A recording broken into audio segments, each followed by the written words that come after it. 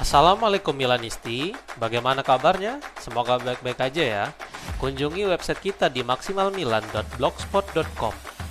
Jangan lupa subscribe dan nyalakan lonceng notifikasi untuk terus mendapatkan berita terbaru seputar AC Milan, khusus Milanisti.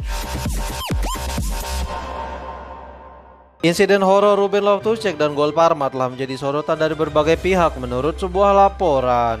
Luca Marelli dari DAZN memberikan pendapatnya tentang insiden Ruben dan gol Parma menjelang berakhirnya pertandingan. Berikut komentarnya disampaikan melalui Radio Rossonera.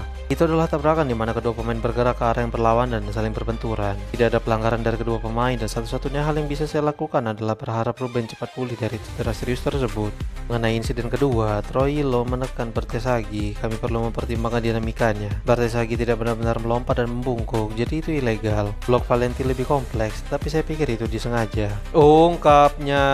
Kemudian ada komentar dari Graziano Cesari yang ikut menganalisis gol Parma. Berikut komentarnya disampaikan melalui calciomercato.com. Jika melihat bola, namun insiden Loftus-Cheek Corvi sejujurnya bukanlah penalti. Vision ini berada di luar kotak penalti dan dia langsung menunjuk bahwa itu pelanggaran karena terlihat hadangan terhadap Mignon. Kontak pertama adalah Valenti kepada Mignon. Apakah gangguan itu ilegal sesuai aturan? Jika tidak bergerak ke arah kiper maka itu ilegal. Tidak benar bahwa dia ada di sana dan menggerakkan tubuhnya ke arah kiper dan Piccini ini melihat ini. Apakah ada kesalahan yang jelas? Tidak, itu tidak ada. Dia mengizinkan dan kemudian berubah pikiran. Tentang Trilo, dia meletakkan tangannya di bahu Bertesaghi dan jelas itu merupakan pelanggaran. Ungkapnya. Performa Christian Pulisic terus menurun dan melawan Parma adalah yang terbaru menurut sebuah laporan. Calciomercato.com melaporkan bahwa rekor tak terkalahkan dalam 24 pertandingan milik Milan telah resmi pecah setelah mereka dipermalukan Parma di San Siro kemarin malam. Dua penyerang Milan yaitu Pulisic dan Rafael Leao gagal membuka skor bagi Diavolo sejak babak pertama. Sejak tiba di Milano, Pulisic terus menjadi andalan bagi Milan dan berbagai gol dan assist yang dicetaknya serta kepemimpinannya di atas lapangan. Namun dalam beberapa waktu terakhir, dia berjuang melawan penyakit radang kandung lendir yang tampaknya cukup mengganggu performanya akhir-akhir ini. Pulisic telah menjalani 2 bulan tanpa mencetak 1 gol pun dan jelas itu merupakan hal yang mengejutkan untuk pemain sekelasnya. Yang lebih mengkhawatirkan adalah dia telah melewatkan 2 peluang emas di depan gawang dalam pertandingan melawan Parma dan Fiorentina beberapa waktu yang lalu. Mari kita tunggu apakah Kapten Amerika itu mampu kembali ke performa terbaiknya. Namun sebelum itu, dia harus mengatasi masalah fisik dan mentalnya terlebih dahulu. Klub juga tampaknya tetap percaya dan siap menawarkan kontrak baru untuk sang penyerang demi menghentikan semua rumor tentang kepergiannya dari Rossoneri. Mike Mignon tegas menutup pintu saat Juventus datang untuk membujuknya menurut sebuah laporan. Matteo Moretto berbicara di saluran YouTube milik Fabrizio Romano tentang negosiasi Mignon yang berlangsung selama berbulan-bulan dan ada juga nama Juventus yang disebutkan. Berikut komentar sang jurnalis. Juventus sedang memulai periode yang sulit. Setelah awal yang kuat bersama Spalletti yang mengambil alih tanggung jawab, tim telah gagal meraih hasil positif baik di Liga Champions maupun Serie A. Salah satu rumor terbesar tentu saja tentang kiper karena penampilan di Gregoria menimbulkan kontroversi. Namun saya ingin fokus pada 2 nama lainnya terkait dengan Juventus. Pertama, saya dapat mengkonfirmasi bahwa antara November dan Desember, Juventus menghubungi Mike Mignon. Mereka juga menawarinya kemungkinan untuk mendapatkan gaji tertentu yang hanya sedikit lebih tinggi dari apa yang diperolehnya di AC Milan setelah pembaruan kontrak baru-baru ini. Juventus menelpon rombongan Mignon dan bertanya apakah mereka bisa duduk untuk membahas masa depan bersama. Namun Mignon saat itu berhenti dan menyatakan bahwa prioritasnya adalah Milan. Bahkan dia menjelaskan kepada Juventus bahwa jalan mereka tidak mungkin bersama. Kita semua juga tahu bagaimana semua ini berakhir. Mignon memperbarui kontraknya dengan Milan hingga 2030 ditambah 1 musim lagi. Siaran pers menyatakan 2031, tetapi dari apa yang saya pahami, proposalnya 2030 plus 1 musim lagi dapat diaktifkan oleh Milan. Ungkapnya.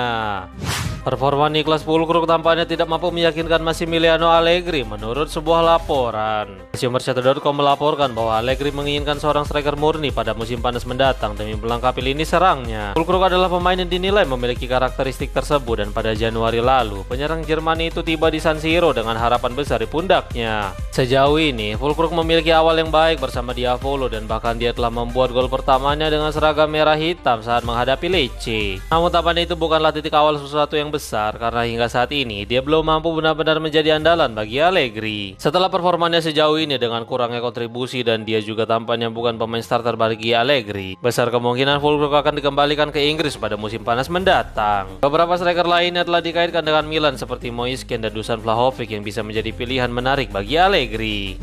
AC Milan telah mengonfirmasi bahwa Ruben Loftus-Cheek menjalani operasi pada cedera parah saat menghadapi Parma. Rossoneri membagikan sebuah pengumuman tentang kondisi terbaru Ruben yang mengalami cedera parah. Berikut pengumuman dari Diavolo disampaikan melalui website resmi mereka. AC Milan mengumumkan bahwa Ruben Loftus-Cheek menderita trauma wajah yang parah kemarin. Hal ini mengakibatkan patah tulang pada alveolar rahang. Pemain dirawat di Departemen Bedah, Maksilofacial dan Klinik Gigi ASST Santi Paolo e Carlo, di mana dia hari ini menjalani operasi yang dilakukan oleh Dr. Luca Otelitano. Operasi untuk mengurangi dan menstabilkan fraktur telah sukses dilakukan. Ruben baik-baik saja dan telah pulang ke rumah. Kiraan waktu pemulihan sekitar 8 minggu. Tulisnya. Dengan laporan ini, genap 2 bulan Ruben akan absen hingga dia akan melewatkan pertandingan melawan Cremonese, Inter, Lazio, Torino, Napoli, Udinese, dan Verona. Namun dia diproyeksikan dapat mampu kembali tampil pada pertandingan melawan Juventus dan memainkan sisa pertandingan setelah itu hingga akhir musim nanti. Ruben Loftus-Cheek telah selesai jalani operasi rahang dan sang gelandang telah mengirim pesan pasca operasi. Sebelumnya, AC Milan telah mengkonfirmasi bahwa gelandang Inggris itu sukses menjalani operasi dan sekarang Ruben telah membagikan pesan serta foto dirinya setelah jalani operasi. Berikut komentar sang gelandang disampaikan melalui akun media sosial miliknya. Ini adalah pukulan yang berat, tetapi yang terburuk telah berlalu. Terima kasih yang sebesar-besarnya kepada semua staf medis yang mendukung saya selama beberapa jam terakhir ini dengan profesionalisme dan perhatian. Terima kasih khususnya kepada semua penggemar atas pesan cinta dan dukungan Anda yang tidak terhitung jumlahnya. Saya telah membacanya, merasakannya, dan kalian semua memberi saya kekuatan yang luar biasa. Terima kasih kepada rekan satu tim saya. Kami adalah tim, kami adalah keluarga. Sekarang maju menuju tujuan kami, kuat dan bersatu, bersama-sama. Tulisnya.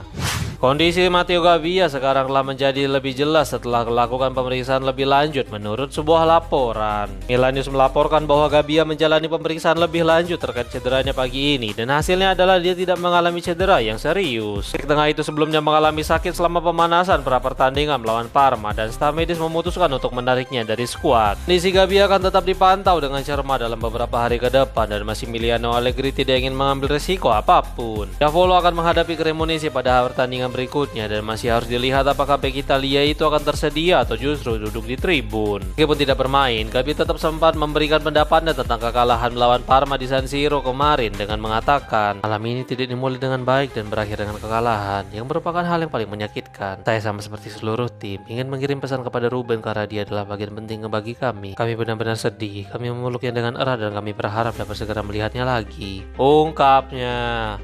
Kayo Tomori semakin dekat perpanjang kontrak setelah menolak pendekatan dari Tottenham menurut sebuah laporan. Calciomercato.com melaporkan bahwa Allegri adalah faktor penting dalam kembalinya Tomori ke performa terbaiknya musim ini. Selain itu, mantan pelatih Juventus itu juga menjadi salah satu aktor kunci dalam proses perpanjangan kontrak Tomori yang sekarang tampaknya akan segera selesai. Kontrak Tomori akan berakhir pada tahun 2027 dan dia sedang menunggu telepon dari agennya untuk datang ke markas AC Milan untuk menandatangani kontrak baru. Setelah menolak pendekatan Tottenham dan klub IPL lainnya, mantan pemain Chelsea itu sekarang bersiap untuk menandatangani kontrak baru yang membuatnya terikat selama 6 tahun ke depan. Diskusi saat ini sedang berlangsung mengenai nominal gaji akhir dan durasi untuk kesepakatan baru. Tomori sendiri dilaporkan sangat bahagia di Milan dan ingin terus bersama klub, terlepas dari semua godaan yang datang untuknya dan untuk kembali ke Inggris.